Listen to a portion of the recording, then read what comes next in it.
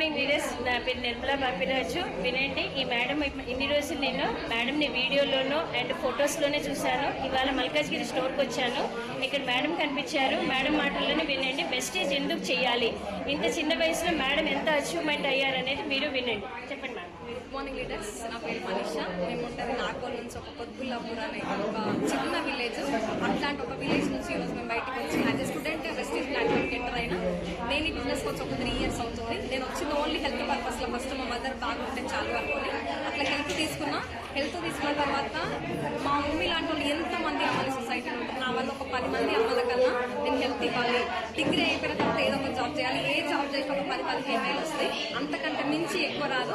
ఇక్కడ government employees కానీ private employees కానీ జాబ్ రిజైన్ చేసి ఈ ప్లాట్ఫామ్ని టేకప్ చేస్తున్నారు.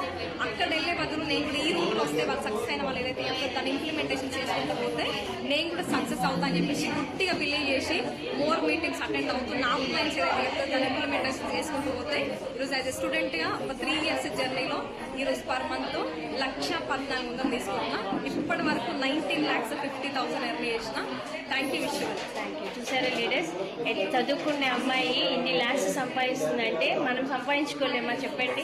వెస్టేజ్ కోసం తెలుసుకోండి. ఈ వీడియో ఎవరు పంపిస్తున్నారో వాళ్ళతోటి మాట్లాడండి.